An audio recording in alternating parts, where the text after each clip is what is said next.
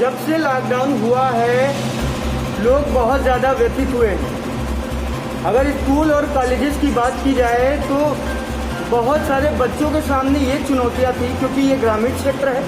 महमूदाबाद अवध जो है, यहाँ पर ज़्यादातर जो भी विद्यार्थी आते हैं वो ग्रामीण क्षेत्रों से आते हैं, सभी समस्याओं से जूझ रहे हैं। तो ऐसे समय में यदि कोई उन्हें राहत प्रदान कर देता है किसी भी तरीके की, तो वो अपने आप में एक बहुत बड़ी बात होती है। यूनाइटेड अवध इंटर कॉलेज ने लॉकडाउन के दरमियान छात्रों को एक बहुत ही बड़ी राहत देने का कार्य किया है। उन्होंने कई घोषणाएं छात्र शिक्षकों के हित में की हैं।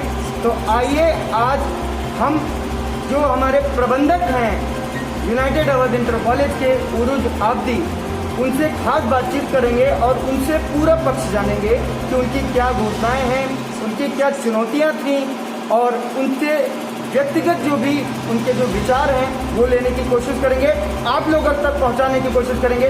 बने रहिए हमारे साथ।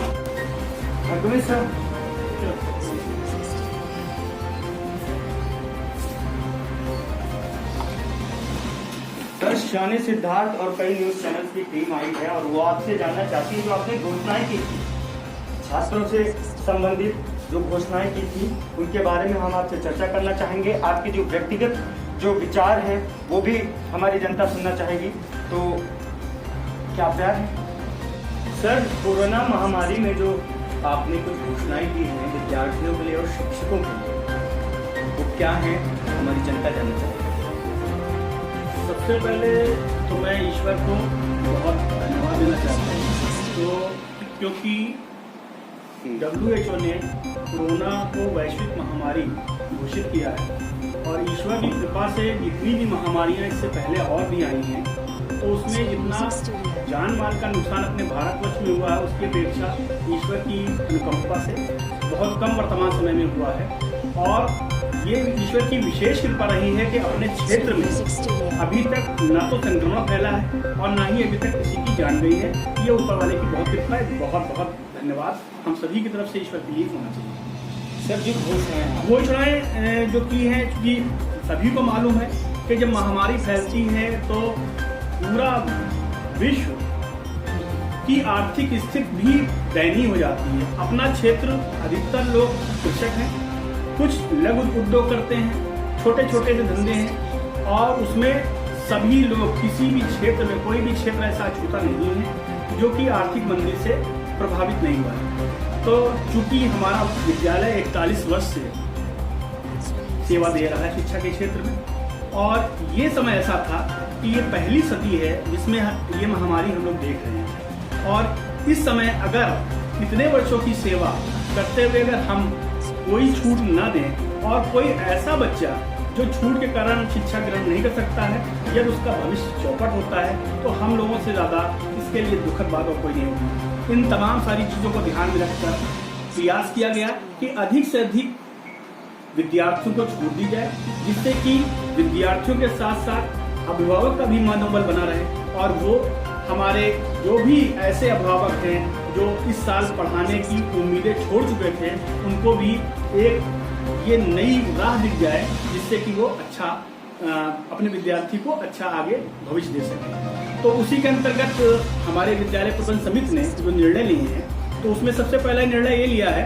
कि 3 महीने का शुल्क सभी विद्यार्थी, चाहे वो नवीन प्रवेश वाला हो या पिछले वर्ष से जो मेरा यहाँ संस्थागत छात्र रहा, उसको शैक्षिक सत्र में जैसे कि 12 माह का शुल्क देना होता है, केवल 9 माह का शुल्क देना है। वो जो शुल्क होगा वो जुलाई से लेकर केवल मार्च तक का शुल्क देना होगा, 3 माह का पूर्ण शुल्क छूट। दूसरी चीज और ध्यान में रखिएगा कि वर्तमान स्थिति में जैसे कि प्रवासी मजदूर आए और भी तमाम लोग, इनकी बिल्कुल आय व्यवस्था सब बिल्कुल चरमरा गई है, तो उनको इस समय सबसे बड़ी दिक्कत है पुस्तकों की और कापियों की। यहाँ पर विद्यालय द्वारा जो ऑनलाइन क्लासेस चलाए जा रहे थे, तो उसमें समस्याएं आ रही थी कि बच्चे के पास पाठ्यक्रम नहीं था। कई अभिभावकों के फोन आए कि पाठ्यक्रम कब उपलब्ध हो जाएगा।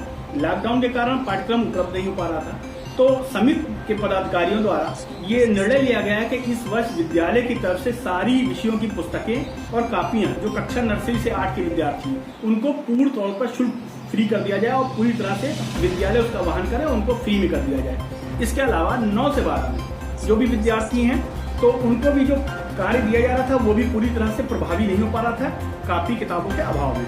तो उसमें ये किया गया है कि चूंकि एनसीईआरटी जो बुक्स होती है, एनसीईआरटी की बुक्स में जो पाठ्यक्रम होता है बिना अध्यापक के नहीं होने वाला है। तो मैंने वो उन बुकों का चयन किया जिसमें एनसीईआरटी का कोर्स तो है और उसके साथ साथ उसका हल भी दिया गया है। बाकी गाइडेंस यहाँ से टीचर्स ऑनलाइन तरीके से देंगे उनको व्हाट्सएप ग्रुप के माध्यम से या उसकी वीडियो क्लिप बनाकर, जिससे कि जब बच्चों के पास पुस्तकें मौजूद होंगी, टीचर्स का गाइडेंस होगा और किताब में उसका उत्तर भी दिए होंगे तो उनके लिए बहुत अच्छा रहेगा। क्योंकि आगे आने वाले समय में अभी ये नहीं मालूम है कि ये लॉकडाउन और बढ़ सकता है या कब से विद्यालय खुलने वाला है।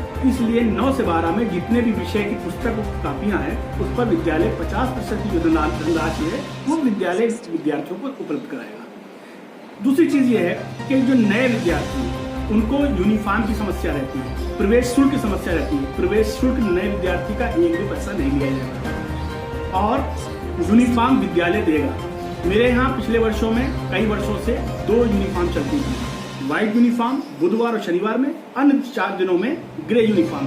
जो ग्रे यूनिफॉर्म चलती थी ये भी एक विद्यालय का रिकॉर्ड है। 41 वर्ष जब से विद्यालय स्थापित हुआ है 1979 से, तब से आज तक वो यूनिफॉर्म मेरे यहाँ बदली नहीं है। ग्रे यूनिफॉर्म निरंतर वही चलती आ रही है। उसके लिए भी विद्यालय समिति द्वारा ये निर्णय लिया गया है कि 41 वर्षों की जो चलती हुई ग्रे यूनिफॉर्म में नए बच्चों को अगर एडमिशन कोई लेते हैं तो उन सभी विद्यार्थियों को नर्सरी से 12 को उनको निःशुल्क विद्यालय यूनिफॉर्म उपलब्ध कराएगा। इसके अलावा नर्सरी के बच्चों के लिए मुझे जहाँ तक जानकारी मिली है कि बहुत से ऐसे आर्थिक रूप से तंग अभिभावक हैं जो चाहते हैं कि इस साल बच्चे को ना पढ़ाएं, अगले साल प्रवेश कराएं, उनका एक साल खराब होने का खतरा है। उनके लिए भी मैंने एक बात और ये निर्णय लिया है, उनकी इस बात को ध्यान में रखते हुए कि उस बच्चे का 1 साल लेट हो जाएगा तो उसका पूरा कैरियर 1 साल का लेट हो जाएगा।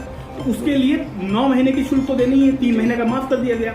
अब 9 महीने में भी 50% की छूट दी जा रही है और उनको यूनिफॉर्म भी मिल जाएगी, किताबें मिल जाएंगी। तो उम्मीद है कि ऐसे अभिभावक जिनको ये समस्याएं थी वो समस्याएं कहीं तक अपना विद्यालय दूर कर देगा। एक और बात है, अर्धवार्षिक परीक्षा का शुल्क भी अब विद्यालय माफ कर रहा है क्योंकि लास्ट ईयर लॉकडाउन के कारण वार्षिक परीक्षा नहीं हो पाई थी। तो वार्षिक गृह परीक्षा की जो सामग्री थी विद्यालय में आई थी, परीक्षाएं संपादित होने वाली थी, लेकिन लॉकडाउन लग गया तो वो परीक्षा सामग्री विद्यालय में सुरक्षित है। तो मैंने ये सोचा है कि वही वार्षिक परीक्षा की सामग्री है उसका उपयोग हम अर्धवार्षिक परीक्षा में कर लेंगे, जिससे अभिभावकों को राहत मिलेगी और अर्धवार्षिक शुल्क भी